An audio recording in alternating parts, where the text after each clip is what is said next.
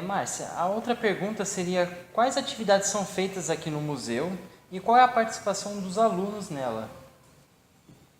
Então, aqui no Museu de Zoologia a gente tem duas grandes áreas. Tem uma área chamada Divisão Científica e uma chamada Divisão de Difusão Cultural. Divisão Científica é aquela responsável pela pesquisa com a fauna, então pesquisa com as coleções, etc. E a Divisão de Difusão Cultural é aquela responsável pela divulgação científica, tá? A partir também das pesquisas de acervo, com o acervo.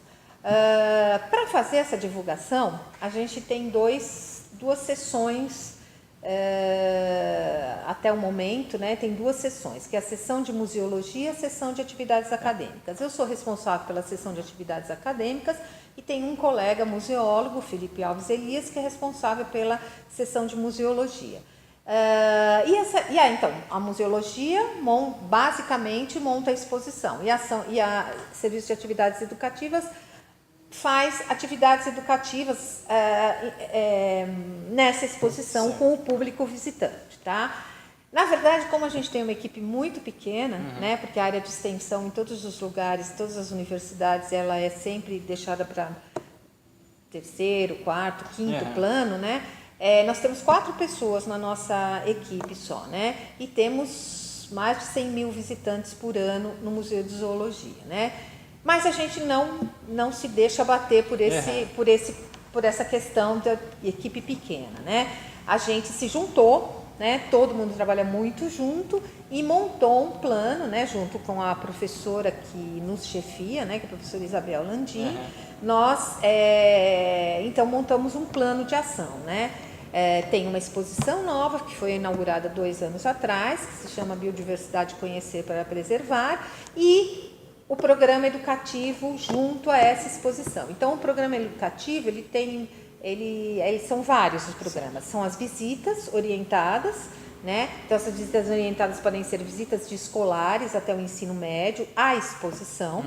Então, essas visitas podem ser visitas livres, né? Eu falei programa de visitas, podem ser visitas livres, quando a escola quer trazer mais de 30 alunos. Então, ela faz livremente, sem orientação. E as visitas orientadas, que são orientadas pelos 2 educadores do museu, que sou eu e a Vanessa Sakai. A gente tem um roteiro, né? E a gente, então, conversa com os alunos, com esses grupos, não só alunos, né? A gente tem outros grupos também de idosos, etc., e de pessoas com deficiência e qualquer grupo ou escoteiros também, a gente tem essa orientação de visitas.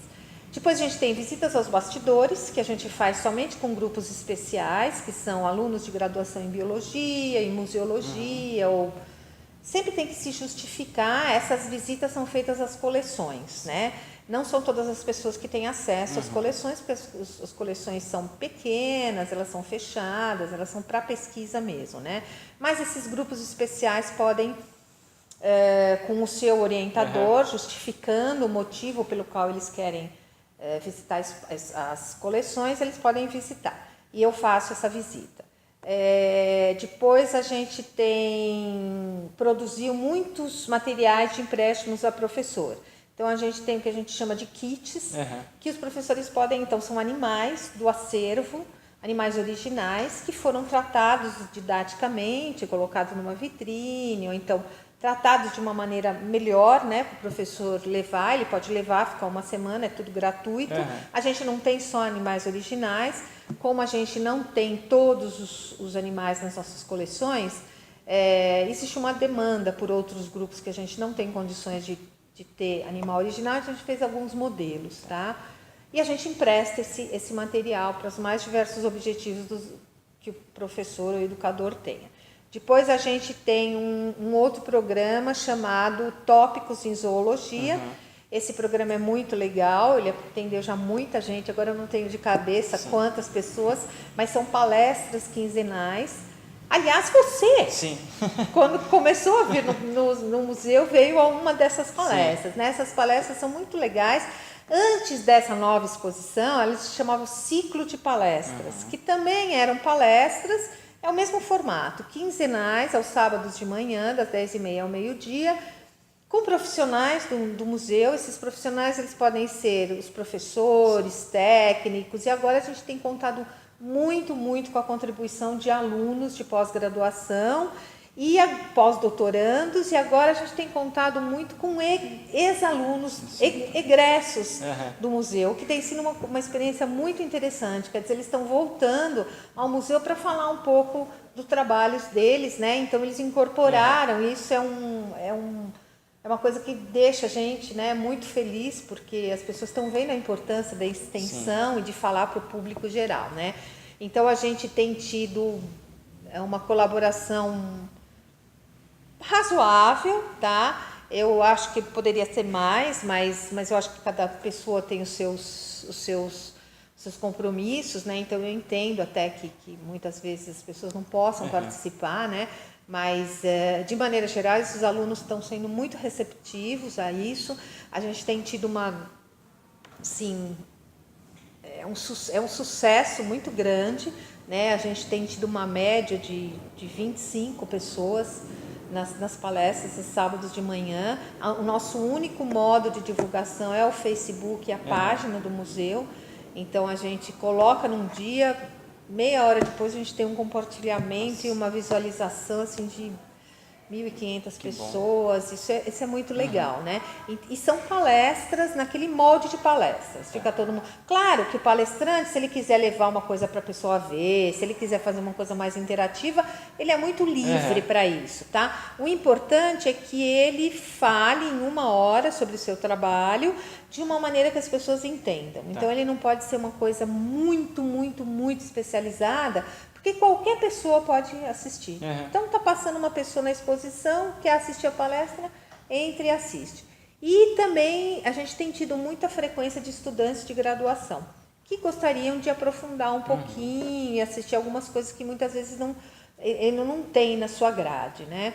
Esse é um programa. Depois a gente tem um programa chamado Interação Animal, que é um programa muito legal, que a gente faz todos os sábados à tarde, e a gente faz num espaço chamado Sala das Descobertas, né? É um novo espaço que o museu, então, depois dessa nova reforma, ele implantou, que é um lugar específico para fazer as ações educativas. E essa interação animal, então, é bem o nome que o nome está dizendo.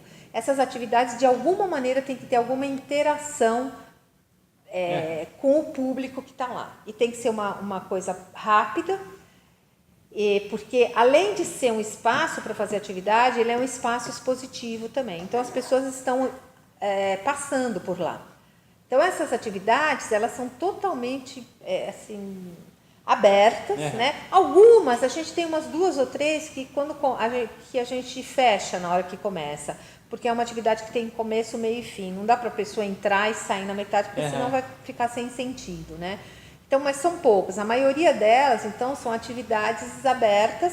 O pessoal pode entrar. Então, por exemplo, são origami, o que a gente chama de brincando no museu, que é uma atividade que eles produzem uns brinquedinhos, fantoche, dedoche, sempre com temática zoológica. Depois a gente tem animais para pintar, que é o maior sucesso, as crianças vêm, a criança gosta muito de pintar, e a gente pensa que é só criança, mas não é só criança, a gente tem muitos adultos, o que eu acho ótimo, né?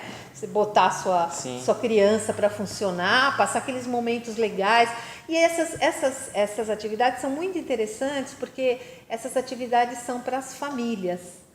E as famílias ficam e passam um tempo longo no museu, sabe? Às vezes a exposição não é muito grande, então em 1 hora você visita. E às vezes aquela família, né? O pai, a mãe, o tio, o avô, vem muito avô trazer os netinhos, é muito bacana. O avô fica interagindo, ou o pai fica interagindo com seu filho, fica contando, quando eu era pequeno eu vim aqui, ou então, quando eu era pequeno, na minha casa tinha um periquito parecido com esse. Então, também uma maneira de fazer esse contato da família um pouquinho mais profundo. A gente tem os jogos vorazes, que não é jogo de computador, né? A gente não tinha verba, não tinha dinheiro para fazer jogo em tablet e tal, então a gente fez mesmo os jogos tradicionais. Então a gente tem aí todos aqueles jogos, né, da nossa infância, quebra-cabeça, jogo da memória, cara a cara, que mais que a gente tem? A gente tem um trunfo,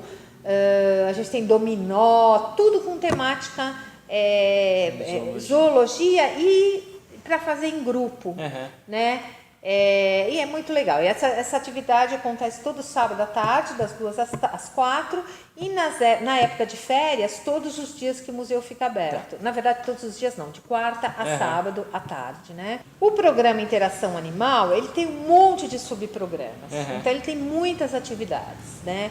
Então, isso daí nos ocupa quase o tempo todo. A gente também tem outras atividades que a gente participa, que são atividades que a Universidade de São Paulo promove. Então, a gente tem a Feira da USP As Profissões, que a gente participa, a gente tem a Semana Nacional de Ciência e Tecnologia, que a USP participa e faz uma coisa da USP, a gente tem Semana de Museus, Primavera de Museus, Semana de Arte e Cultura, tá me escapando alguma coisa. E tem coisas também que a gente faz com outras instituições, né?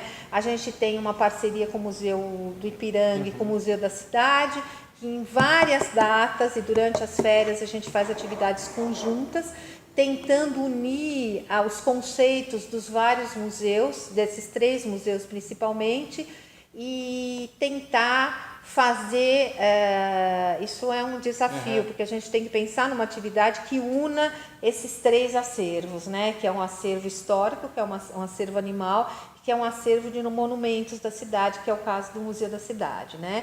A gente também tem uma formação de professores, nós participamos do Encontro USP Escola, que são cursos de uma semana, 8 horas por dia para professores, que o Instituto de Física ele promove, né? E nós participamos pela primeira vez em janeiro e foi espetacular, foi maravilhoso. Agora nós não vamos parar mais de participar. E também temos uma parceria com o Zoológico e com o Instituto Butantan em um curso para professores também. Então nós temos essa vertente de formação de professores. Temos também encontro com educadores, né? Que eu ofereço em várias épocas do ano, em vários horários, né?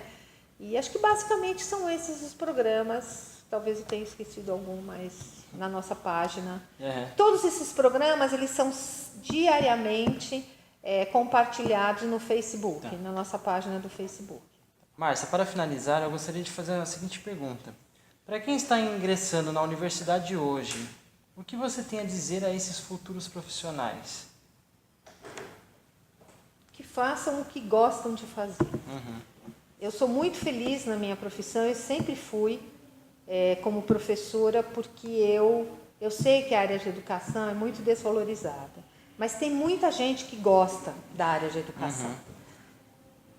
Então, eu sempre fui muito feliz porque eu fiz exatamente, talvez eu tenha sido privilegiada, ou tenha sido uma escolha, ainda não resolvi essa questão.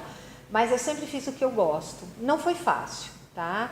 Porque eu dei aula, dar aula é uma coisa difícil, desgastante, desafiadora. É uma coisa que você sempre tem que estar pensando no que você vai fazer, porque você tem cabeças do outro lado, você é um formador de opinião, um formador de cérebros. Eu acho que, estou puxando a brasa para a minha sardinha, mas eu acho que é uma das profissões mais importantes que existem e mais desafiadoras. A gente aprende muito mais que os alunos, né? A gente muda, né? A gente entra de um jeito como professor e sai de outro. Eu acho que a gente entra de um jeito meio arrogante, eu tenho que dizer, e sai super humilde, aprendendo com os nossos alunos, porque cada cabeça é uma cabeça, cada dia de aula.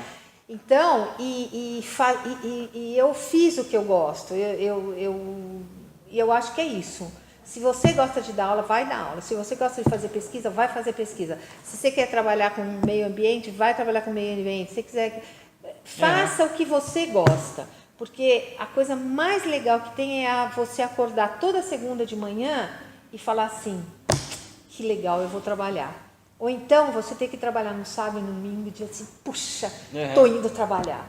Feliz. Sim. Você não vai ter úlcera. Você não vai ter problema de dinheiro.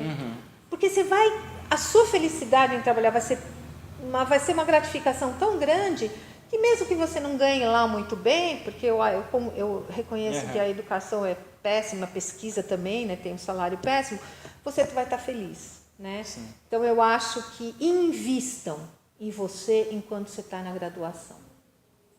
Isso quer dizer, vá a congressos, vá em encontros, faça estágio, remunerado, voluntário, sei lá, o que você puder fazer.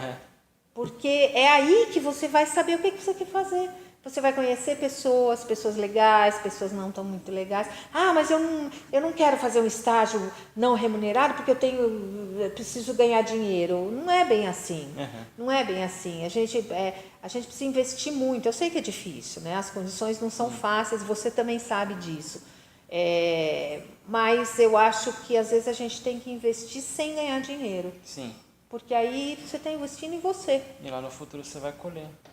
Ou não. Ou não. Mas você vai estar feliz se você fez uma coisa que você Sim. curtiu. Agora, se você não gosta, se você não quer fazer biologia, se você não gosta de... Não faz. Vai fazer outra coisa. Porque nada como a nossa felicidade interior. Acho que é isso que eu diria. O resto eles vão descobrir por si. Professora Márcia, eu gostaria de agradecer você ter aceitado o convite para o canal, ter dado essa entrevista e ter contado a sua trajetória de vida durante o seu começo da carreira na biologia e até os dias de hoje como professora, doutora, educadora, bióloga, zoóloga e outras coisas. Eu sou uma pessoa simplesmente que eu gosto muito de estudar, né? Então é por isso que eu estou no mestrado, porque eu sempre tive curiosidade. E isso daí que me move. Eu queria passar essa coisa legal para as pessoas com quem eu convivo. Obrigada, eu fiquei muito feliz, muito honrada. E quando você precisar, estamos aqui. Qualquer coisa que você precisar, a gente está à disposição. O seu canal também, e o seu público também. Muito obrigado. Tá bom?